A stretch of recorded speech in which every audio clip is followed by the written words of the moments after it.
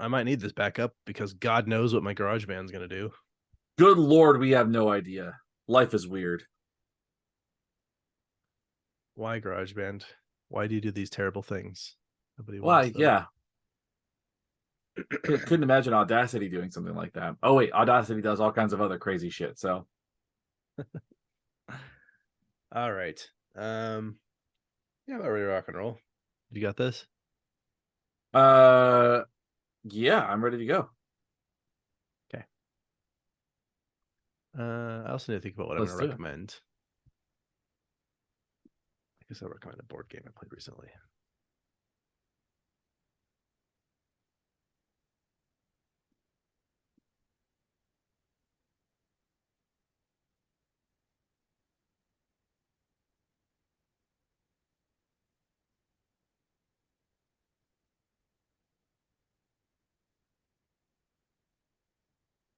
Here we go.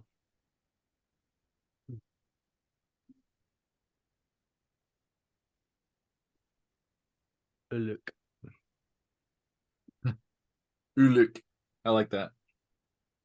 Yeah. I can't wait to hear about it.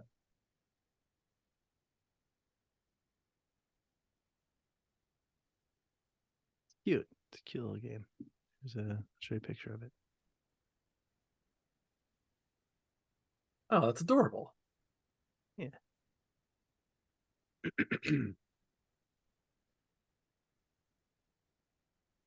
It's Oh mostly my about Lord. cooking food. Yeah, animals That's the cooking best. food. Yeah. Okay. Hell yeah.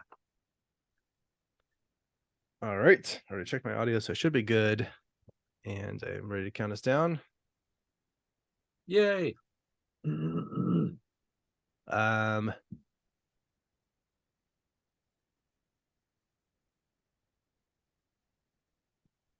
Did we tell everybody what we're doing today? We're this episode is about influencers. I don't think we've told them that yet. And why we Be prepared to influence. be influenced. Yeah, why we influence what we influence. Yeah, exactly.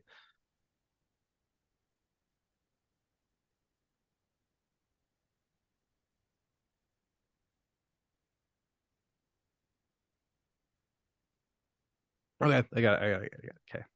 All right. I think I want to open this up. Okay, ready? Yeah. All right, 3, 2, 1, go. Hey guys, welcome to our podcast. I am your persuasive host, Abraham. And I'm your smash that subscribe and like button host, Shane. We're a psychology podcast. Talk about all the things that in psychology and the things that people do. And we look oftentimes we look at our culture, we look at the pop zeitgeist, if you will, and what people are doing in it, and we say, but why? And that's what we're doing today. Is we're taking on we're probably making enemies with the wrong people is what we're doing. I mean, maybe we'll see how this episode goes. We are talking about influencers, and why we influence what we influence. And we do ask the important question towards as we go through this: Are we influencers? And I don't know that's a question we're ready to answer yet. So it is a question worth asking, but we can even intro it. We can intro it better. So if you forget the fact that we're talking about influencers, so that the setup sounds more appealing to you. What if I told you you could have a job doing your favorite hobby, being creative, having fun, and getting paid upward of 6 figures? You'd only have to work when you wanted to. You got free or frequent vacations, free new merch from your favorite bands, and pretty much anyone that you wanted to. Would you like that? yeah, that sounds great. I mean, that sounds. I would absolutely love that. Yeah, that is the dream for some people and a dream that they get to realize for even fewer. But that is what we're talking about. As you said, we're talking about influencers. And so let's dig into, we want to ask the question, as you said, why do people want to do this? Why do they do this? Why does it work? And what are the implications for taking on something like this? And I think we'll land probably in a much softer place than we sort of billboarded. But Sure. but we need to unpack this term here. What is going on with influencing and social media world? Well, and before we do that, we have to celebrate today. So the today is the day that that the Oh, episode good comes point. out, obviously. It's the day this comes out is November 29th, 2023. And so we've got some holidays to celebrate. And the first one is Chadwick Boseman Day, which is one of the greatest days to celebrate. I don't know how I almost forgot our holidays, and more importantly, Uh, yes, Chadwick Boseman Day, very important. So, yeah. also National Lemon Cream Pie Day, delicious, great. Go have one of those. Yes, it's International Day of Solidarity with the Palestinian People Day. Everybody has a right to be not oppressed. So stand with folks that are being oppressed. Did you make that one up, or is that real? That's real. Okay. It is Square Dancing Day. It's Square Dancing Day. It's Throw Out Your Leftovers Day. Make space in that fridge. Yeah, support that one. It's Chocolates Day. Yum. It's also Customers Wrong Day. Also yum. It's Electric Greeting Cards Day. If you remember, you used to get those emails with like greeting cards in them. Yeah, that was a There's big something deal. wonderful about that because I'm one of those people who like when all these birthday and various cards are sort of piling up on the fridge and on the desks, and I'm sort of like, when is it okay for me to throw these away? And the electronic greeting cards, it's great for me to just be like, oh, great, thanks, archive or delete. Yeah.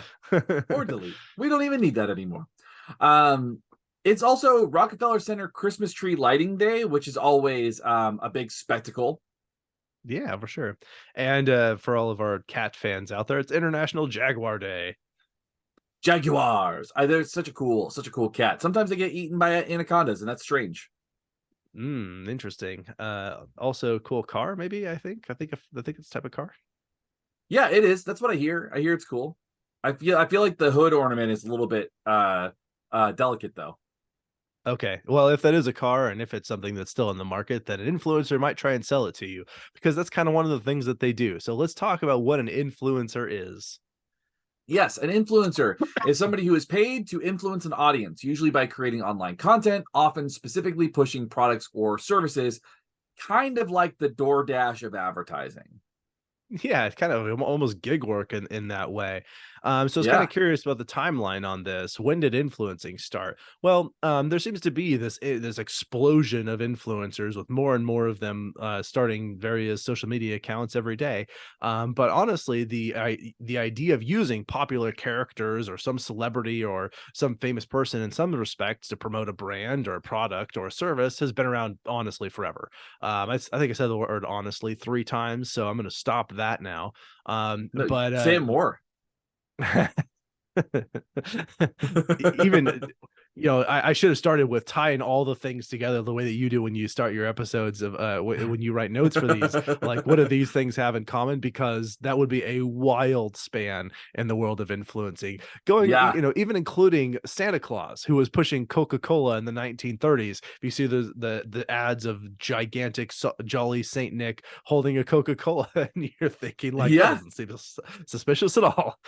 No, no, no. And apparently that's part of the reason why we have I know we talked about Santa on one of our episodes, and that's part of the reason why we have the modern image and what we understand of what Santa looks like today, is because of Coca-Cola and how he helped brand Yeah. that. So it's really important. Talk about influencers. Yeah, Um, totally.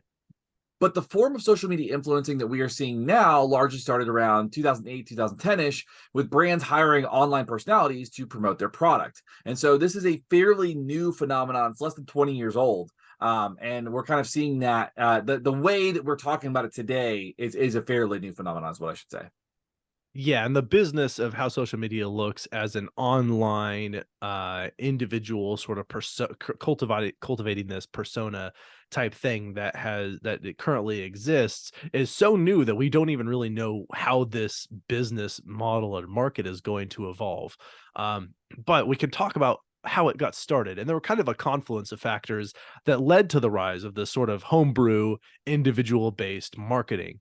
One of the things to consider is that around this time, and this is true as now as it was then, but around when this was starting, there was this market of 18 to 25-year-olds who are consumers, but they're not watching as much TV, they're not listening to as much radio, and so is making it really difficult to reach them through sort of traditional marketing outlets. They couldn't just put it in a newspaper or in an advertisement between commercial breaks because people were Sure. streaming things. They're using so much social media to get their entertainment because they don't need to get their entertainment from things like television and from radio and stuff like that. They get it a different way. However, they're also there's the consideration that they're like, well, they're not spending that much money, so they're not that valuable of a market. And while it's true they don't have that much money, they also tended to be spending it a little more compulsively. And as they are only going to be getting older, they are eventually going to be moving into the larger market. And so brands can build some amount of brand awareness and loyalty early on. They want to do that whenever they possibly can. So they did really see this as being an important demographic to target, and they were having trouble targeting that demographic. Right. And so with that being said, they started looking at social media personalities because social media personalities were personable, they were fun, they were funny, they were engaging, and had a quantifiable built-in audience, which was their followers, of the exact demographic that companies wanted to target. So basically they said, hey, we've got these folks that are uniquely positioned to do this. Why not pay them to do this? And Exactly. so on top of that, they were dirt cheap compared to traditional advertising. Just as an example, one company could pay millions of dollars for an advertising campaign or spend $100,000 to have an influencer promote their product. It's really a no-brainer. I mean, you're talking about savings of hundreds of thousands of dollars just to get your product out there through an outlet. At least that much, yeah. And then likely to be reaching the audience that's so coveted, that you're having trouble reaching. So it's like, I get to reach the audience I want for cheaper, more easily. All I have Right, to like, I don't have to be worried about producing it. I just have to have this one person push it on their site, and they've already got these people who are sort of subscribed to them. They follow them, that sort of thing. right. The other thing about this is that really small companies with a very small budget could just see career launching success almost immediately if they got a good influencer to market their product. So they don't have millions of dollars to spend on advertising, but they can throw 100,000, maybe $50,000, maybe as little as $25,000 at some online YouTube personality, or I mean, at this time, maybe this day and age, a TikTok personality, and that person's going to then promote their product. They're happy to take $25,000 to do some content creation around it, and then this company that's really small could actually see enormous success very rapidly because of that reaching out to the audience that they're able to reach out to through just a small investment in their marketing strategy. Right, especially compared to what was being done traditionally. Uh, Yeah. Now, as companies rushed in to take advantage of this cheap advertising marketplace, influencers could now choose how much money they made, and influencing became more expensive for companies. So, some influencers have charged up to $500,000 for an ad on a single video. Just to be clear, a single video. Now, One. that's a thing that yeah, one video, and there's probably some rules around it, like how long it stays up, what so on and so forth. But that's one video. That's not multiple commercials. That's not a campaign. That is a single video. And it's not much less than the company would be paying for traditional advertising. They just were accessing a different demographic. Right.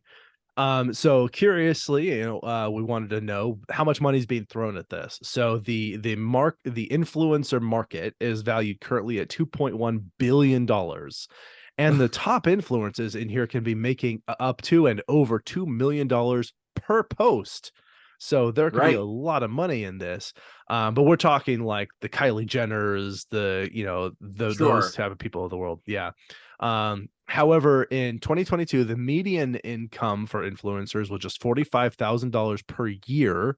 And in November 2023, the average was reported at around $57,000, which is obviously more, in a way, significantly more, but one's the median, one's the average. This is and $57,000 a year, like that's obviously comfortable enough for some people, but is it worth it? And how sustainable is it to maintain that as sort of your income level? Yes. So we want you to keep that $57,000 in mind as we go forward and talk about this. So with an industry, That's been around for the last 13-ish years. It is interesting to note that the average age of influencers is 27 years old, and the average amount of people that spend the amount yeah. And the average amount of time people spend being an influencer is around 8 years. So it's a kind of a short-lived market. Yeah, yeah. So that means that like people who are doing it now probably started it in their early 20s, probably are getting it out of it by the time they're in their 30s. Or sometimes they started a little earlier, but they also end a little earlier. So that's kind of how it tends to shake out. And just think about this. Like imagine your dad, anyone, you, Shane, anyone who's listening, Uh-huh. imagine your dad sitting down to record YouTube and TikTok content. Who is he trying to reach, right? Uh-huh. That influencers like that will be you one day, right? As people are getting older, they just find it harder and harder to connect and to connect to and relate with their audience, depending on their audience. Like there're plenty of people who they do fine for a long time, and Sure. that's great. And meanwhile, as they're getting older and like their audience is sort of going out into the world doing their own thing, there's these new influencers who are popping up and trying to seize the spotlight. So we have this enormous flooding of people who are trying to create content on top of people who have already been doing it for a long time. And while they may be established, they're also oftentimes struggling to find relevance in their little niche, whatever it is they're doing. Right. And I think it's important to note too, when we put this into context, when you have a world where new trends, new fads, new things are kind of shaping up and coming and going really rapidly, it's like it's become this kind of ingrained thing where influencers are involved in kind of the cultural zeitgeist. The cultural zeitgeist is rapidly shifting, so you need to have new people that are in the know, or who are creating those cultural phenomenon. I mean, it's a rapid, a fast-paced industry. And I think that's it's kind of like the music industry. The music industry is also very much so like that, where there's constant Totally. change, constant growth, constant innovation in the space, and it's really, really difficult to keep up with, which is why usually older folks tend to not be involved in these industries. That's actually a really, really good comparison because you're right. Like a lot of people, I think back when we were at the age at which like modern influencers are now, and they were getting started, we were thinking we'll be the next big band. Everyone's sort of out trying to start a band and do that sort of thing. And that's not that different. And also had a very similar shelf life. A lot of bands would get out that sort of average of 8 years before they are ready to sort of hang up their instruments and go, work their 9 to 5. And I Right. definitely have seen some of those who they last a lot longer than that. They made it to 15, 20 years. And then they've sort of said, we don't know how to do anything other than be in a band. Yeah. So we better be really good at doing that. Right. Which in And a way is kind of sad for at least I've seen them express some amount of lament over that situation. And yeah, and I get it. But and I also love those bands. Like I'm glad they're still around. So like I want to listen to yeah. them. So I hope that they are continue to be successful. But I also understand I'm a one of a I'm a small part of a dwindling audience. Right. It's a finite audience. So as you take a second to think about all the MySpace bands that got really famous from having their song on your page, we're gonna play some ads. That was great. I thought that was fun. That was good. All right, so we're old because we talked about MySpace, but let's talk about how the influencing game sort of works from a couple of ways. One, I think we're going to start with why influencers are able to be influencers. So we'll start there. And honestly, like I said, it's a really old practice to use charismatic figures to boost awareness and sale of a particular brand or product or service. But long before social media, advertisers leveraged existing popularity of celebrities and iconic characters to increase their sales. We already mentioned Santa Claus. People would create their own, like Joe the Camel or the Marlboro Man. Yeah. And or they would otherwise hire popular celebrities. They would pay them money to carry a product. The product placement is a very common thing in movies and has been for a very long time. So like that thing has been going on for about as long as there's been a market for people to try and push that thing. Right. And so it kind of works like this, right? So we as human beings are social creatures. We engage in social reciprocity. We like having friends. We like supporting our friends. We tend to want to support our friends and have them support us. And so we weigh these we take these endorsements from our friends and we weigh them more highly than strangers or non-charismatic characters. So our friends, the people that we're connected with, we go, okay, I trust them more than I trust celebrity A about this thing. If my friend recommends this, I like this, or I will more likely kind of get buy into this product. Yeah, yeah. The celebrities and those characters are not our friends, but we do like them, right? We tend to feel good about them if they're popular or they sort of fit with our worldview or whatever. And so we kind of, as consumers of the content that those people are creating, the celebrities, usually movies and TV shows, etc., we have sort of a pseudo relationship with them. Many people who listen to us feel like they have some kind of relationship with us, and that's great. I feel like we have a relationship with you too. We just have no, we don't Yeah. know anything about you, and you kind of know a lot of stuff about Yeah, us, or you at know a least more lot than we about know us. about Oh. you. Yeah. Yeah, I believe the term they're using now for that is parasocial relationships, where it's like Yeah, people exactly feel right. like they have a relationship with a celebrity or with some kind of on-air personality. Yeah, that's better than pseudo, yeah, because it is like it is a relationship. It's not a non-relationship. It's just a para relationship because it's not the one you tend to you might have with like someone that you're friends with, you get to talk to every day and have them Right. talk back to you, etc. Right. So as human beings, we tend to go with the herd. So when we see other people doing it, we assume that it is correct or at least worth trying. There's plenty of experiments that show that that kind of pro-social behavior where some like a large majority of people in a group will do something and then other people that were not kind of bought into it will do that. Like there's that experiment where it's the alarm in the room, and whenever the alarm goes off, like a small group of people will stand up and then sit back down with no explanation. And then Yeah, as the alarm keeps going off over time, everybody in the room starts standing up and sitting down because they start seeing other people doing it. love that. That's amazing. It's so Um, fun. yeah. Yeah, and so social media use that's been growing at breakneck speed. They're like, even though they're sort of the well-established social media platforms, several have tried to sort of continue to rise up and make it in the social media world.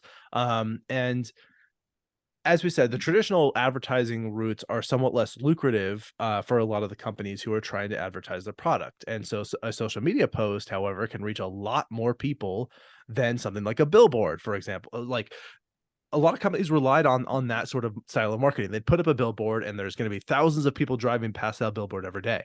You put it on social media and everyone on the planet could potentially see it if if it's out in the Right. algorithm that way, right? And so it's you can reach a lot more people for a pretty reasonable price tag given what your reach then becomes. So it's actually cheaper for the company to do those other routes, something like social media posting, than it is to do traditional advertising routes like TV ads, commercials, and billboards and radios and that sort of thing. And so influencers are more approachable, they feel more personable, they feel like our friends, and they are often much more effective at selling a product than even those other routes might be that would then cost a lot of money. Well, and when you're watching a commercial, it doesn't feel like that person is talking to you. Like you can tell it's kind of a pre-packaged thing. But when you watch like a social Right. media person, like who is like, making this customizable content that is coming from a very specific personality, like they're not like an actor, quote unquote. They are, it feels a little bit more authentic. So it makes sense that people would go, oh, this person is advertising this. Now that's why I'm going to buy Herbalife when, it doesn't actually work. So, that's how we get there. That's how Yeah. you end up in an MLM. That's all I'm saying. It's like you end up in an MLM because some influencer has told your friend to do it, and now you're stuck in a pyramid scheme. Isn't that fun? Isn't that fun how social media works? That's not always Indeed. how it goes, but that is a thing that kind of happens sometimes. But they do, as part of this kind of this ad campaign thing that they do, these posts, they actually create an authoritative position on something. They are, quote, the expert on using some product or some service. That means that, and so that in itself means that because they're using that service or that product a lot, their recommendations carry weight in the mind of their audience. So the audience sees them and goes, oh, this person uses this. They love this thing. I got to go use this thing. Yeah, and they might feel sort of like, I feel like I have a relationship with this person. I feel like I trust them. And so because they can they can carry that sort of relationship and then leverage that persona that they have, then they're more influential in actually getting someone to make that purchase than if they then as you said, if you're watching it on like a commercial or some kind of ad that plays on YouTube or something where it doesn't feel like they're talking to you. Um, Right. Another reason that this works is that decision making is hard. The wrong choice can mean lost opportunities. There are so many choices for all the various products that are out there. So if you have someone who's going to point you toward a product that can help alleviate the sort of have to like, all right, now I have to sift through what's out there, try and weigh the pros and cons, read the reviews instead of doing all of that extra work just to get this one thing that I wanted. I can have my favorite person come on the screen and say, you should buy this one. And I'd be like, great, I needed one of those, and I'm Yeah. gonna go buy the one you told me to buy. And although we do recommendations on this show, we don't get paid for those, much as we would like No.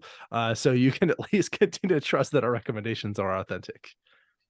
Yeah, yeah. I mean, I think anything that makes a decision easier, people tend to like, right? Yeah, Especially in a world where all of us are making decisions on a constant basis. Like we're figuring out what we're making for dinner, we're figuring out where our kids are going to go to school, we figure out all these different things that we have to make decisions on. It's nice to not have to. Like it's nice to go into like brand recognition and go, I know that this product is there. I've seen it. I've seen people describe what it does. I'm just going to go with that product instead of like maybe doing consumer research. So and a lot of people don't like doing consumer research. It's a lot to figure out. I think it of is a lot. Chris Absolutely. Gethard talking about Chris Gethard specifically talks about being vegan and like the struggle of being vegan and how people beat themselves up for being vegan because you have to research every little thing and you're going to mess up. But the amount of work and effort that might go into researching whether a product is vegan, not just from animal products, but like whether it was tested, whether it's ethically sourced, when you start doing that, that is a unique challenge. But if you have somebody coming out and saying like this is vegan, you're like, okay, like they made that argument. I don't have to do the research anymore. This is nice. Right, exactly. So just to recap all of that, essentially what we have going on and why the influencing thing works is that it feels more personable.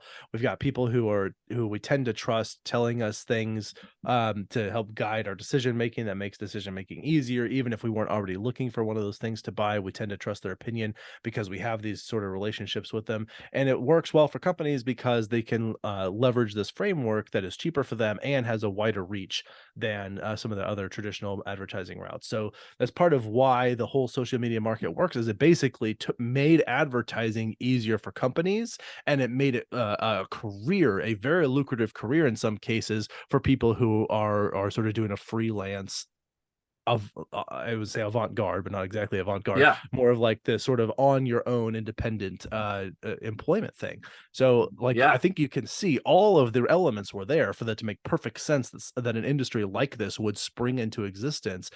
Follow the money. There was money, there were people who wanted that money, there was a market, and they filled that niche, and then they Well, filled it some more, and then it overflowed.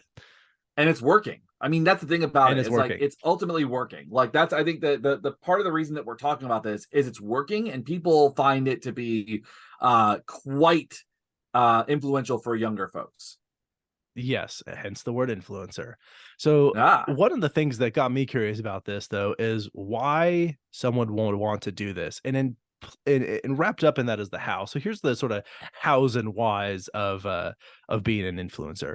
One of the things I found was interesting is in a survey in 2022, 25% of young Americans said they wanted to be an influencer, and in 2023 it was 86%. So that was a whoa, rapid climb. To me, that indicates sampling bias. sure. But because I'm like, you wouldn't expect numbers to jump like that. But if you've got 86% of young Americans saying that they want to be an influencer, that, for those of you who are not super math savvy, is most of them. Um, and That's even quite a then, few. it is quite a few. 16% said they would even pay money to be an influencer, which is wild to me. That Wow. like this is like I would pay money to do this job, a job, by the way, which by definition is a thing for which you get paid money. And Right. so there is a high demand for people who want to join this sort of market field, as it were. Right. And so it's really fascinating. I mean, I know like I've got kids that are at the age where that has been a topic of discussion, but it's never been like I want to do this and like be this person. I wonder how much of Yeah, it has to do with like celebrity, like just being a celebrity and having that like fame and fortune and stuff like that, or thinking like, or maybe even misinterpreting what that looks like. But sure. we'll kind of unpack some of that. I think it's important to ask how you become an influencer. And the first thing is you have to post on whatever social media you're using, and you have to post a lot. A Now it doesn't lot. necessarily mean that you have to post multiple times an hour or anything like that. What it means is you have to kind of follow the algorithm and make the algorithm work for you, right? So you're posting enough, you're posting it at peak times, you're posting at different places, you're engaging a lot too. And that's the second part of this is high enough engagement. You can't just post and ignore people. You have to engage with people. You have to tag people. You have to discuss with people. You have to get into discussions with people in your comment sections and stuff like that. There's this piece where you have to engage with your audience and show that you are, and that's going to kind of keep your posts up in the algorithm in the view of people on those platforms. Yep. And if you do this, that might attract businesses to the influencer, and that they'll want to partner with and promote their brand or products. And so that's sort of one of the ways that this works is that people just get an online presence and make it very, very popular, and that will bring companies to them. Another is that a lot of the platforms on which you might be posting content will automatically generate ad revenue that is tailored, that is essentially you get a proportion of that relative to how many followers you have. And so you don't actually have to do any additional work. They'll just pay you just by being popular, but you can get Right. even more money if you're getting directly paid by sponsors to promote their product, whatever it might be. Um, and there are actually lots of different types of influencers. An incomplete list includes brand influencers, beauty bloggers, celebrities who go on to like do influencing work, parenting influencers, micro influencers, where mostly those who have sort of smaller audiences but are very tailored to a Yeah. specific niche, photography, collectors, people who collect like sets or types of things, people who do debate type things, or essentially they're just really trying to get people talking about a particular thing, and then science communicators is a type of influencer. And that is, as I said, an incomplete list. There are many, many more. Right. There are so many influencers and different ways to go about it. I mean, but you've probably come across these. You've probably seen people who are beauty bloggers who are doing makeup tutorials and they're using specific makeup. You've probably seen parenting bloggers and parenting influencers that are promoting some type of product or some book or something, some kind of parenting technique.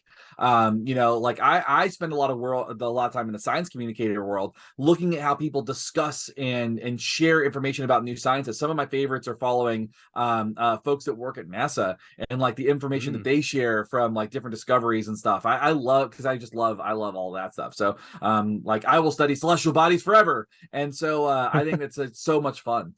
There are also sometimes when you listen to podcasts, ads that pop up that are going to influence what you buy and what you purchase. And so here's an example now. Beautiful. Thanks.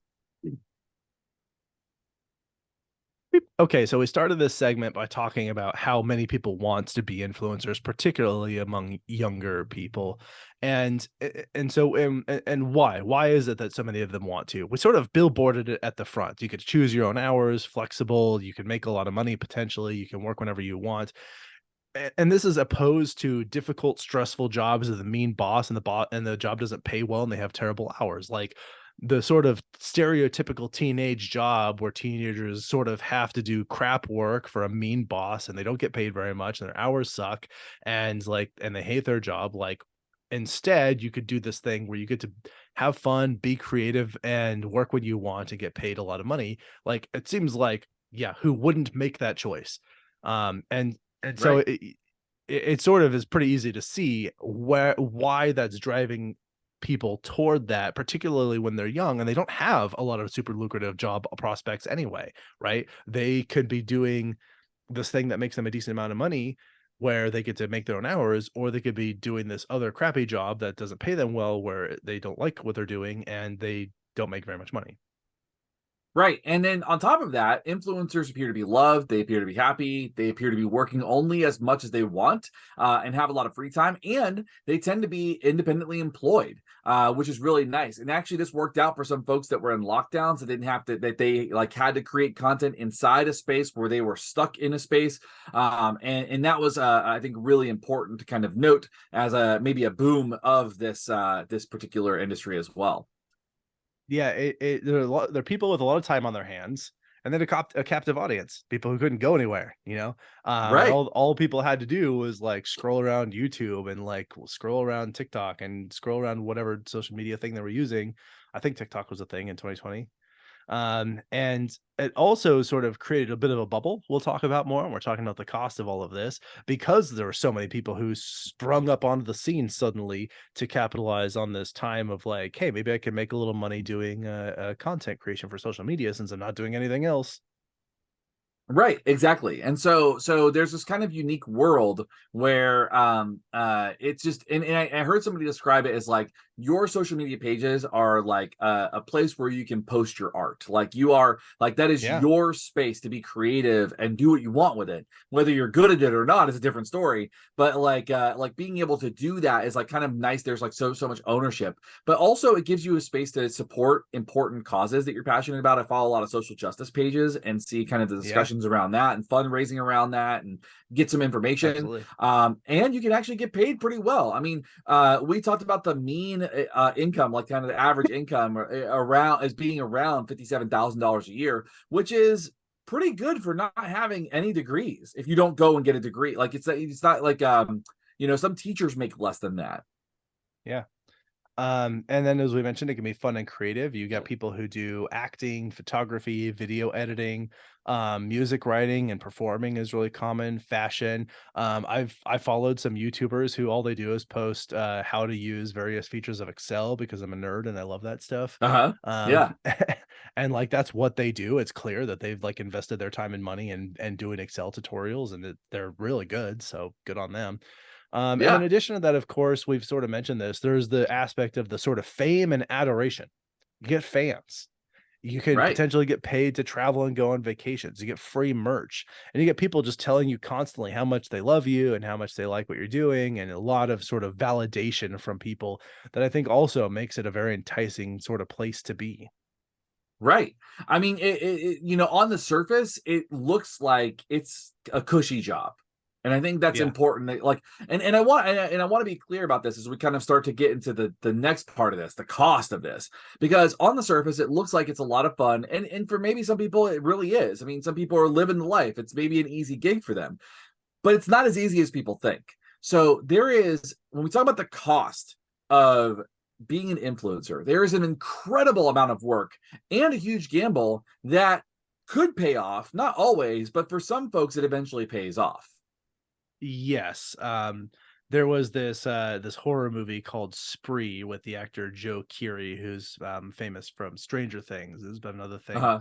other stuff. And without spoiling too much of this, he's a social media influencer who um goes into very dark territory to try and get people following him.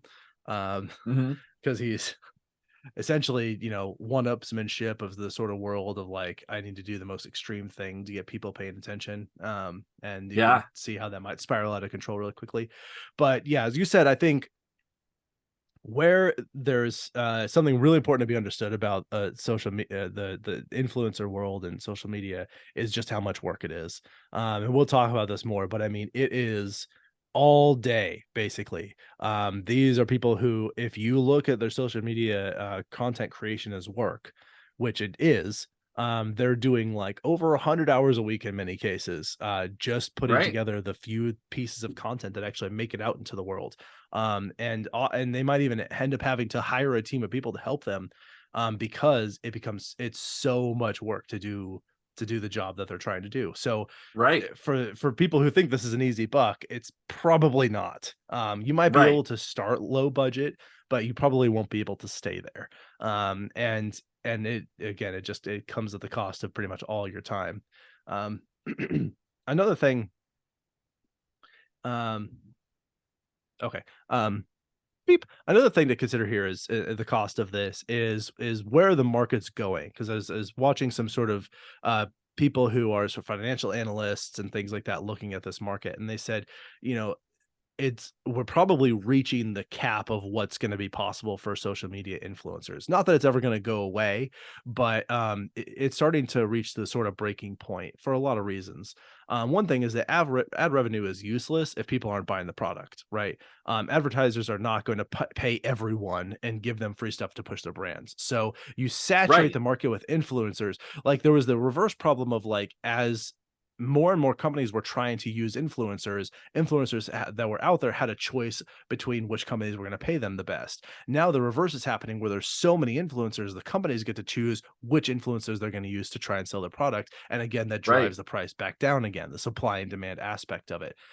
So it would be pointless for them to advertise if people aren't going to buy their product, and they're not going to keep giving everything away for free by hiring every single influencer who wants to get a job. So with the saturated market, advertising dollars will just go to the lowest bidder and drive down, excuse me, drive down the overall lucrativeness of relying on ads that people have. And again, because they're charging also so much for some of these content, the people who have a well enough established brand that they can charge more and are charging more, that means that it's not that much of a savings for companies anymore. They now are looking Right. back toward other forms of advertising to try and get their awareness of their product out because they're not really saving money by hiring influencers. It's costing them about as much as it would to do something else. Right. Exactly. So it's getting to a point where it's kind of like, maybe like we're now it's starting to kind of I would say it seems like it's starting to stabilize.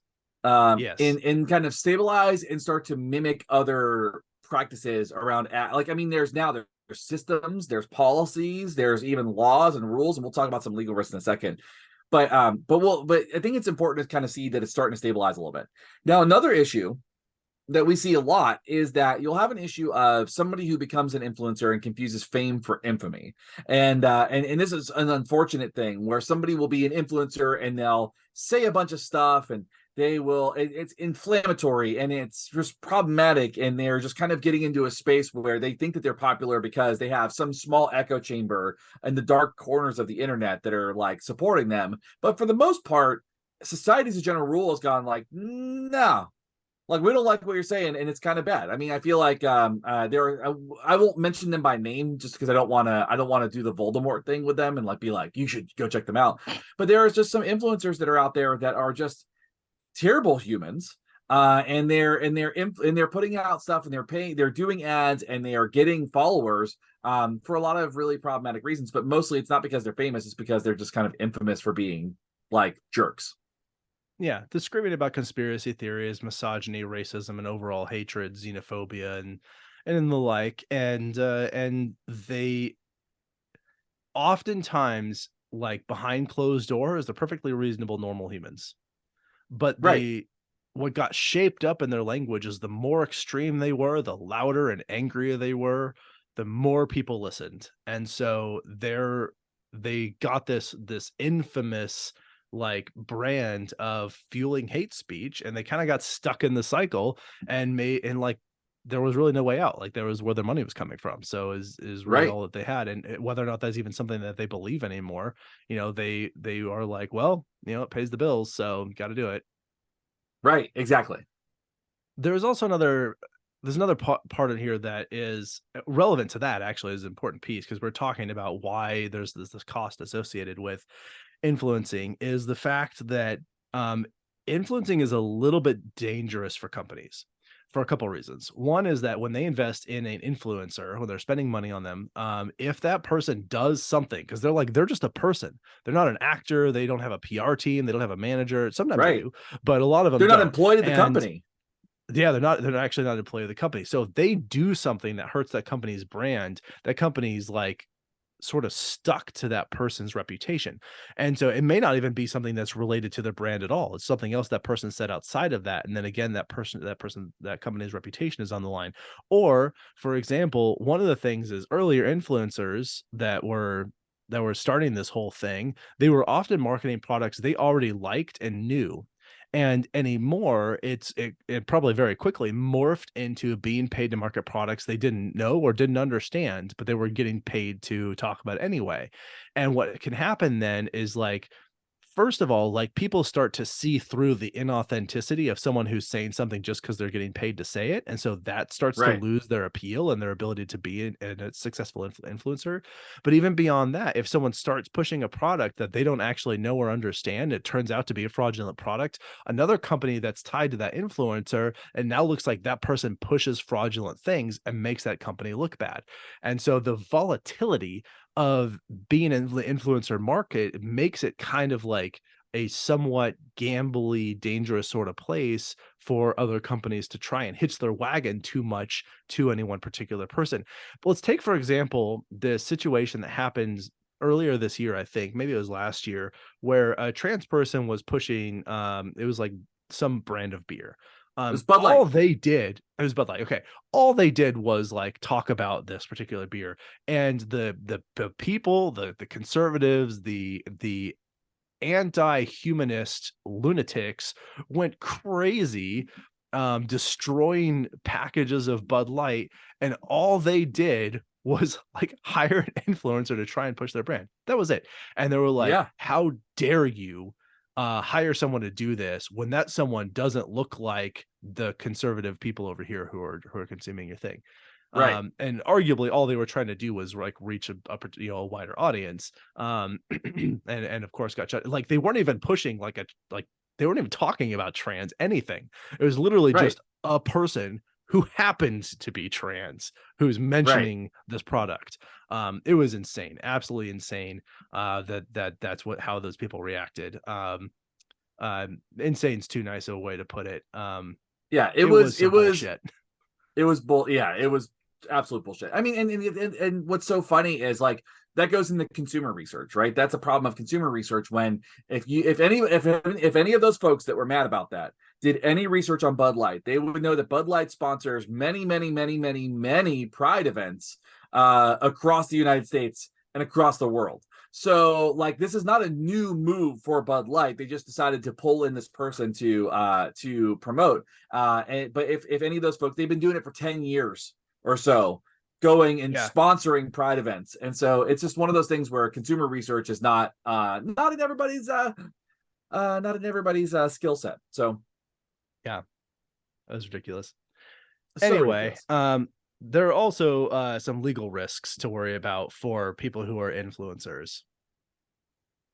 Right. So even though influencers are functioning as personal advertisers, they still have to comply with FTC regulations around advertisement, because advertisement falls into consumerism and like kind of the laws and regulations around that.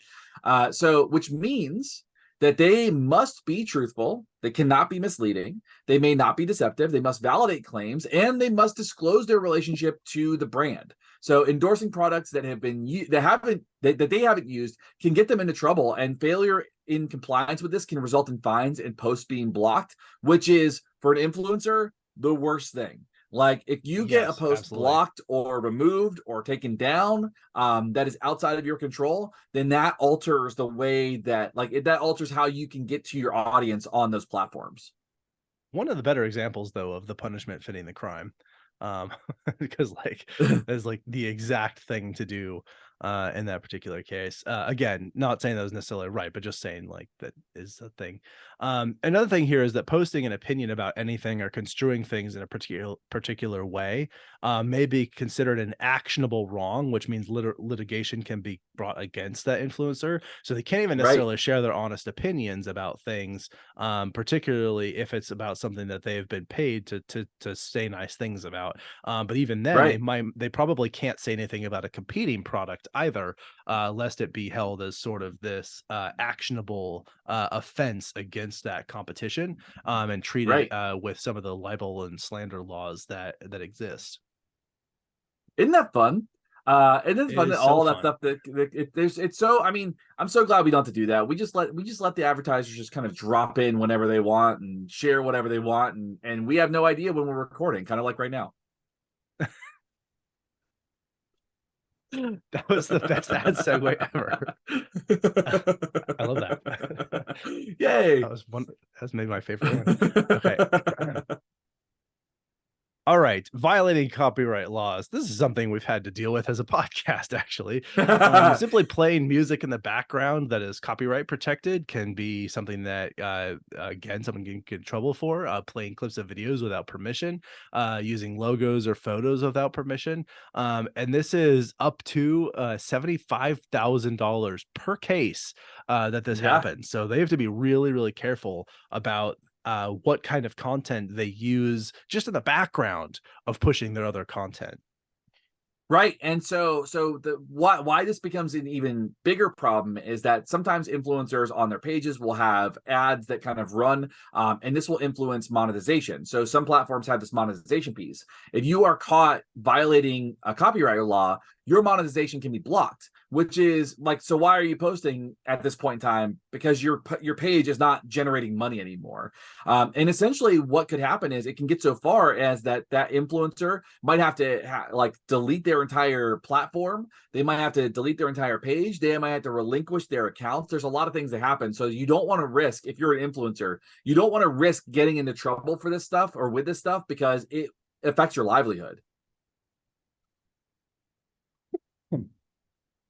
Exactly. And as we said, like always being careful about like how they portray anything else that they talk about on whatever content creation that they do, because that can be treated as actionable in the eyes of the Right. law.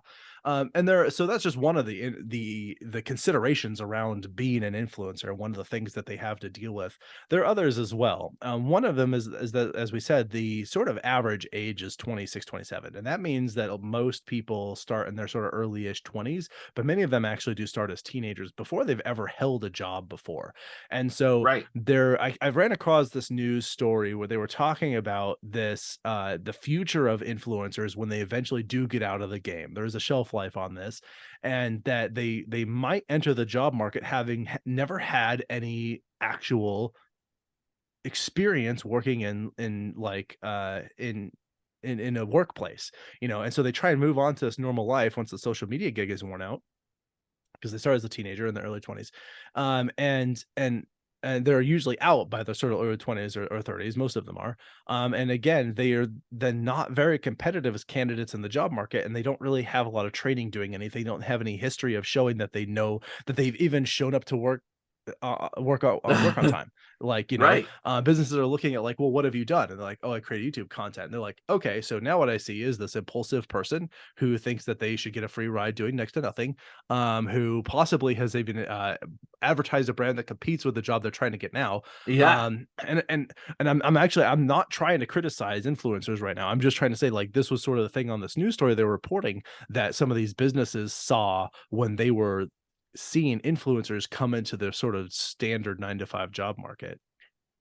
Right. And yeah, and I think I want to be really clear about that too. Like, we're not even disparaging influencers here. Like, there are a whole lot of skills that influencers have that I certainly don't have. So Yeah. it's just when you have somebody who, it's the equivalent of like, I've only known this job. So when I enter the work market, I enter the workforce in a different capacity, I am lacking in every skill that makes it so that I can be successful. And that's really all it is. The difference is that since they were 17, 18, 19 years old, they have worked on their own schedule, and they've never had the structure that they would have at a regular job. And that's what makes them less competitive. Also, the perception of influencers being terrible is another problem that people have when they go in, which is not like, that's not our position, but that is the position of many people, saying, oh, influencers are just snobby, It's spoiled true. brats. Yeah, they don't have a great reputation. And again, like, really not trying to make enemies of you right now. And not just No, because it would be bad for us to do so. It legitimately, like, that's what people have said. Like, that's where the concern, the criticism has come from on the outside. right. And so another cost of being an influencer, though, is that there's this issue of no privacy. Your entire life, your Yes. entire world is on the internet. And the more you share, the more you stand to make, which means that you leave privacy behind. Everything that you do, everything that you engage with, everybody will know. And you may be constantly bombarded by people everywhere you go because they think that maybe you've got a camera on you and they're going to be on your channel. Like there's also that piece, Right. but also you're a famous personality walking around and being around the people, right? So people try to take your picture and talk to you. People are passing judgment on you. People are threatening you, hacking into your account, stealing your money, breaking into your house, following you. Those are all real examples of things that have happened Yes. to influencers that are popular influencers. Another one is how people have sort of used their kids for influencing. One parent who posted videos of her and her family, including her 5-year-old daughter, um, suddenly found herself with a ton of followers out of nowhere. Like it was just meant to be harmless content. But she started getting, when she got really popular all of a sudden, she started getting all these sexualized comments about her daughter. Some of them I heard in this news story were really gross. I'm not going to repeat them Yeah. here, but it Yeah. became really difficult for her to scrub all of the online content that contained her daughter when one post that she had went viral and had just a ton of reshares and whatevers.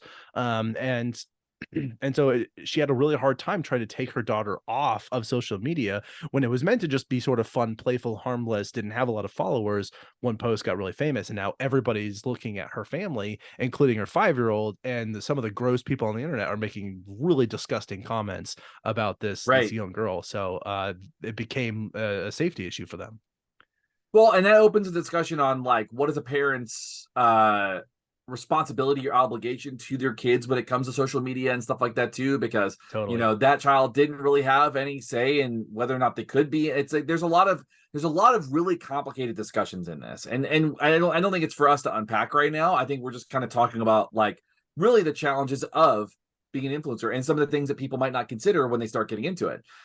People post about their kids before they're old enough to understand. And when they do become old enough to understand, their whole lives and even extremely personal information, such as health information, private health information, has been made freely available to everybody. So they can't hide that. When they go to date somebody, that person already knows so much more about them than they might know about the other person. And so there's like a lot of really complicated social interactions that come out of this too. I found a story of a child who was so famous that she had her face on merchandise. She was all over YouTube from the time that she was a toddler. Her family, for her family's use of her image for their YouTube content made them so much money on YouTube that they actually quit their full time. They quit their jobs and went full time on YouTube. And they made so much money doing that. They got a nicer house. They got a new car. With all of this, with their increased earnings from their YouTube content. But when their daughter sort of as she got older and got wise to the situation, she didn't want to participate anymore. Her parents were sort of threatening her because that was their whole livelihood. Her dad told her they'd have to move out of their house, go back to their jobs, and they wouldn't have nice things anymore. It's sort of this coercive, Ugh. like, you can't quit because we need you to do this. She's like, I didn't want to do this. You didn't ask me to do this. I didn't have an option. And like now my whole life is online. I can't do anything without people knowing about it. And like Right. that sucks for her. She didn't have that choice, and that is not a one-off instance. There is a lot of families who post about their kids. Yeah. It's entirely unfair. Actually, let's throw this one up right before we go to this privacy one. Did you hear about this Which story? one? No, I didn't hear about this one. Okay. Beep. There's another story about this that a lot of people may have heard. There was one of these parenting influencers, and I think they did this like side parenting consult business as part of what their influencing was. And this is an LDS family in Salt Lake City in Utah. Her name was Ruby Frank. And so she was constantly posting about her kids and all these parenting things. And then one day, the police get a distress phone call from this emaciated, starved 12-year old who had escaped from the house. There was 6 kids, I think, not 8. It's this family of 8, so 6 kids and the 2 parents. And turns out, like, they found out that the kids had been severely abused and neglected. When the cameras were on, they had them acting in a particular way, but as soon as they were off, they were, sort of locked up, and they were, as we said, starved. One of the kids apparently was forced to sleep on a beanbag for months as a punishment for something. Ugh. And so, yeah, they were just horribly, horribly mistreated. And again, it was a lot of the like, she was trying to maintain this sort of image for social media. And the kids were, of course, taken away by Child Protective Services because of the abuse. Right. It's so unfortunate. I mean, and again, it's people don't realize that like there is, and I think this is kind of maybe one of the important takeaways is that whatever an influencer or whatever somebody on social media decides to post, they are making a concerted effort to post that, and that's what they're letting you see. Like they Yeah, are ultimately in control of whatever narrative is going on in their own homes or in their own lives. So they're letting you see that, but there is a degree where it's like, okay, well, they start kind of getting influenced by their audience and the data. So absolutely. like, oh, I posted this, so people like this, so I'm going to post more of this. And then all of a sudden it becomes kind of this enmeshed thing that's really difficult to get out of. So one thing you do is if you are an influencer and you are trying to get into that world, you should probably set up some different ways to protect your privacy. One of them is to get a virtual PO box. You can do that, set that up so that you don't have to worry about like your personal information getting doxed and getting out there. You can hire a PR rep to handle posts and packages for you. So you don't have to do any of that stuff. You don't have to kind of rifle through packaging or like decisions and stuff like that. You can use password management software and change your passwords frequently because people do try to hack your stuff. Only give personal information to people you trust, and never use public Wi-Fi. If you want to get into that world. I mean, these are just good general recommendations for living life too, I think. Yeah, I don't know that I need a PR rep, but yes, I think most of the other We're ones I gonna get agree. you one. Okay, thanks. Yeah. Yeah. I need one Anytime. for the pod. I keep running my mouth on the podcast. I probably I should get know. one. Yeah, you're the troublemaker of the podcast, not me. Beep. Another consideration here, again, we're sort of in the cost, like what's the cost of being an influencer in this section, and one of them is there's the mental health issues of being an influencer. First of all, as this industry is fairly new, it's not really entirely known what this is going to mean for people who do this for a sort of a living as their job. But there are some things that we do know. One is that there can be a lot of anxiety, depression, and even suicide. There is an excessive amount of judgment and interaction way beyond what humans sort of have Right. evolved to deal with in their normal day to day. And then that can also mean that because they're spending so much time reading through comments and watching other content, like you have to participate in it and engage to be successful, they then procrastinate on other really important things that they need to be doing. And then there's also this element of just constantly comparing yourself to others who are better looking or more successful or are smarter or who have other content that also is really popular. Excuse me. um Beep. But this there is this element of anxiety and burnout that happens from just constant engagement, from trying to maintain this world and this level of interaction that is required to be as successful as a lot of people are hoping that they can be.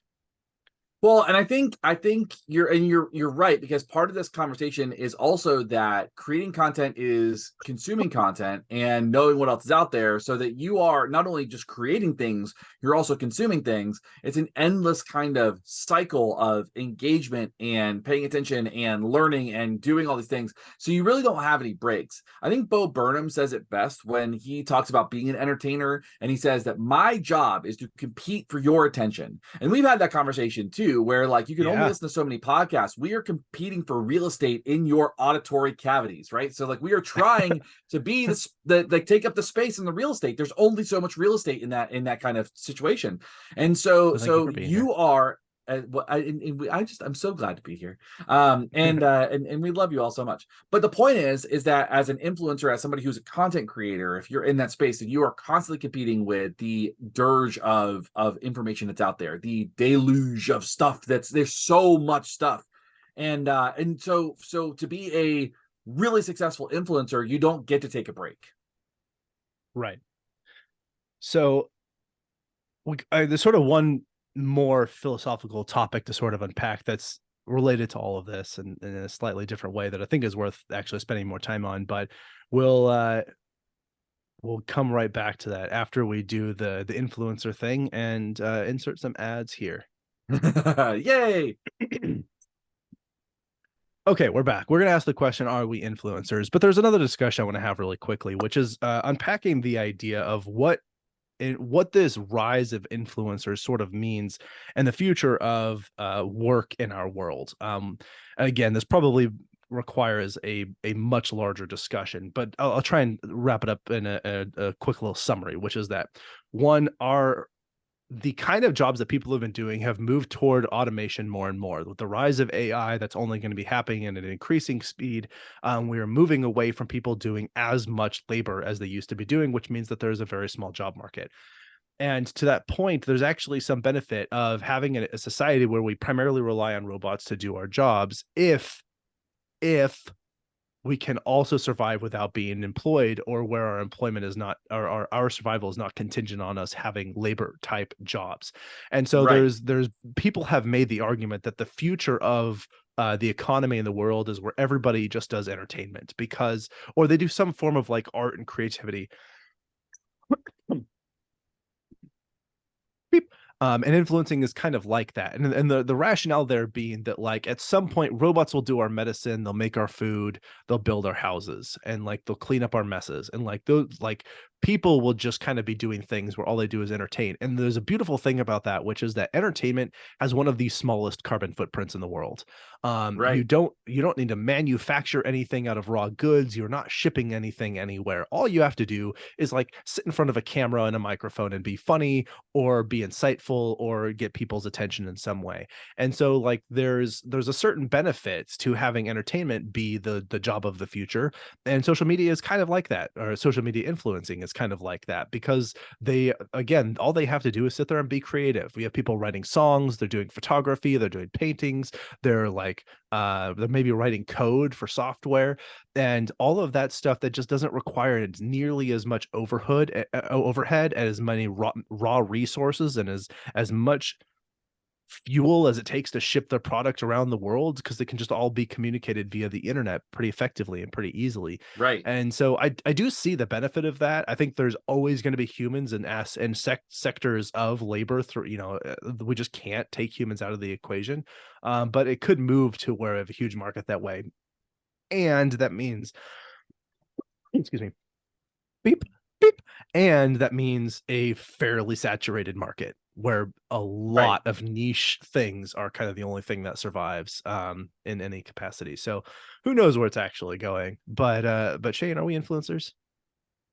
I think that that's a fair question, and I would say yes, we probably are. I think that we are. When you really break it down, like we are as public figures generating content for free. Because I mean, the podcast is free for patrons. You get bonus stuff, but like the Yeah. podcast itself is free, right? It's accessible to people. We are science communicators. We are funny, I think. And I think that, like when we start kind of talking Certainly like about to think that, so. do we go to the level that some other people are going? No. We haven't taken any sponsors, though. We would absolutely take sponsors for products that we like. We would absolutely do that. I have no Sure. problem doing that. It would help Yeah. fund the podcast to keep doing cool shit. So like I Bring it think on. that at the end of the day, like we're not opposed to any of that stuff. We just don't do the 100 hours. We are the privacy thing is different. We're not quite famous, but we are, I think, that in that space where what we're doing is akin to influencer like behavior. Yeah, I think that's fair. Yeah, it's just as you said, it's, if an influencer is being paid to like promote a product, that's not really us. But there are other influencers who essentially they just rely on the ad money that they make, and then they create a lot of content, and they get followers from doing that. And we would be in the realm of micro influencer, or whatever is much smaller than that. Mhm. But I think you could reasonably call Atomic what we do sort influencers. of exactly, atomic influencers. I love that. Oh, I want that to be like a band name or something. Yeah, that'd be really fun, but like a really cool like proto garage band that sounds like Mind Spiders or the Hives or something. Yeah, I see. I hear a lot of electronica in the name, Yeah, atomic influencers. like Yeah. Kraftwerk.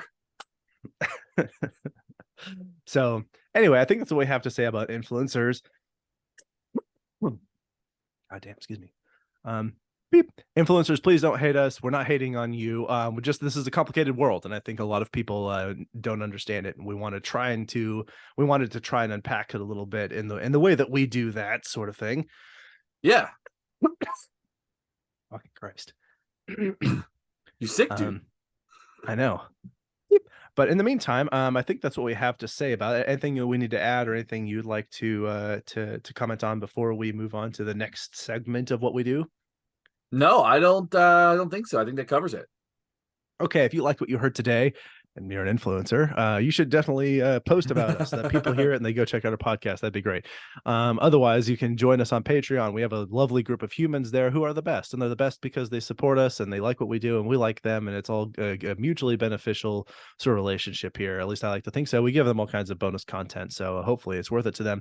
And that includes a list of wonderful people. I already said wonderful people, though they get double wonderful because they're that good. Mike M, Megan, Layla, Mike T, Justin, Kim, Joshua, Brad, Stephanie, Olivia, Brian, and Ashley. Thank you all so much for your continued generosity and support. And of course, I could not do this without my team. Justin does our audio production and engineering and all that sort of thing. Justin and I do fact checking and writing, and our social media coordinator is Emma Wilson. I said coordinator like I was from Jersey. Coordinator. Wait, what? So wait, Justin does audio and Justin does fact checking and writing. What do I do? Did I say Justin does fact checking and writing? You did. Oh, oh, That's okay. Justin can if he wants to. He's more than allowed to. I mean, he's a smart cookie. and Shane is just the beautiful face that we put on everything. That's it. The face of the podcast. The eye candy. The face, the eye candy for the audio medium. Yeah. Face for radio, as we say. Whoops. Sorry. You know Good. you know what I meant. You know what I meant. I feel valued. I feel valued. Don't worry. You're okay. Good. I'm glad. If you would like to talk to us about anything that we've said here today, you should reach out to us. You can email us directly at info@wwdpodcast.com. And because we are kind of in the influencer world, you can also find us on the social media platforms. We also look forward to comments in the section of the podcast where you get those nice things, preferably. I mean, if you don't like those things, you can tell us, but we really prefer constructive criticism as opposed to just, Yeah. like racist rants about why we should support Nazis or something that happens sometimes, Yeah. which we're That's not happened going to more than do. once, which So, is weird. yeah, it happened, unfortunately, more than once. Anyway, the fact that those people listen to podcasts, I don't even understand. But I think that's what we Yeah, have we to don't say want about that. if we're influencers, we don't want you as an audience if you're that person. Yeah, or like listen to us and learn to be better because you're wrong. Yeah. Um, Yeah, exactly. anyway, I think we have recommendations. We do. Okay. I am recommending a board game. I recommend board games sometimes. This is, Yeah. if you're familiar with the mechanic, it's called worker placement. But the general idea of this game, the theme of it, if you will, is you are essentially these animal tribes that are cooking food. That's pretty much it. It's a game about cooking Right. food. You're gathering food resources and processing them into food delicacies, and you use those feasts to throw parties for your little people. And that's the game. It's a really cute, relatively simple little 4-player, 2 to 4-player game. And it's by Hexy Studios is the publisher. I put a link in the description of this. But yeah, if you're looking for a cute little food cooking game with themed around animals, go check out. It's called Uluk. I think it's how you pronounce that. Uluk. Uluk or Uluk. I love that. Uluk. Ooh, look. Maybe that's what it is. Ooh, look. I like that. Yeah. It sounds like a lot of fun. Yeah, it's cool. All right, I'm going to recommend a movie. I recently got to see The Marvels. As you all know, Ooh. Abraham and I are both absolutely huge fans of the Marvel world and Totally. in those movies. And so Marvels is the newest movie entry. It brings Captain Marvel to present day because her movie was it was set back in a little bit in the MCU to kind of introduce her. And so the story is really great. One of my favorite things is the interplay between the three main characters, which is Captain Marvel, Miss Marvel from the TV show, and she goes by either Spectrum or Photon in the comics. She's had a couple different names. Okay. She came out in WandaVision. Right. And so the three of them interacting with one another and having kind of like the interactions with Nick Fury and some of the alien species inside of the galaxy are really fun. So I thought it was really great. I thought it was an entertaining movie, and I'm really glad I got to see it. So I recommend everybody going to see it. Awesome. I would like to see that. All right. Look, the board game from Hexy Studios, or the Marvels, the movie that's probably in theaters the time you listen to this, or maybe coming to streaming near you in like February or something. But Yeah. all right, great. I think that's it then. Anything else to add before we wrap up? Nothing today. All right, this is Abraham. And it's a Shane. We're out. See ya. Oh, so much coughing. Oh my gosh. Yeah, you need to go rest your voice. It's just It's hard like, being an influencer. indeed. It's just this. It's just that little tickle that I like cannot get to go away. Like it'll go away for just a second and then it's gone again. Yeah. I It's like forgot just to really check and annoying. yeah, I forgot to check and see if GarageBand fucked up my audio again. I'm already exporting it, so I might have to save over that file depending on what happened. Oh, that'll be fine. You'll But make it work. well, thank you for being able to let us get two out the door. I need to Yeah. get all that stuff up for Justin. Yeah, no worries. And then we'll plan two next week so we can get caught up some more. So if we can. Ruby. I what do you know about lemmings? I know that is probably my favorite Blink-182 song. I know that I know the lore, which is like they're tiny little creatures that like when one runs off a cliff, they all run off the cliff. Like the idea is that they just kind of follow each other no matter what. Yeah, the lemmings were invoked in a discussion in relational frame theory about why animals can't commit suicide.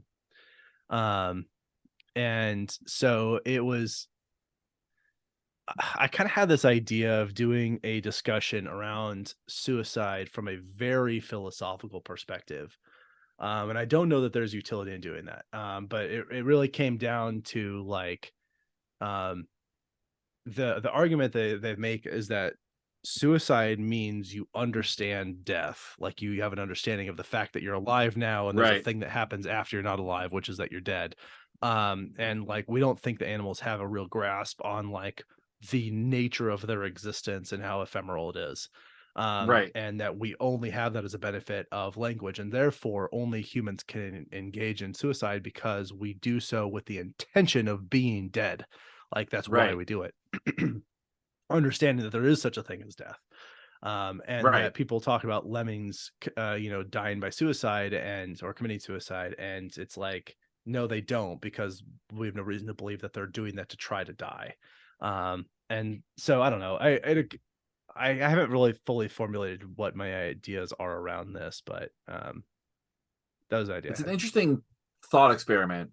Um, or like kind of an interesting discussion. I would be curious like whether or not we could like flesh that out in a way that would be like worth a discussion having on air, or like that's just more of like a bar conversation, you know? It does seem like it, yeah. um yeah, I'll probably pivot for now. But yeah, I'll come with something. I'll have something written for next week, and then if you have one, then we'll both have one, and then we'll be great. Yeah, it sounds good. Cool. I like it. Stop recording for patrons. Bye, patrons. Bye, y'all.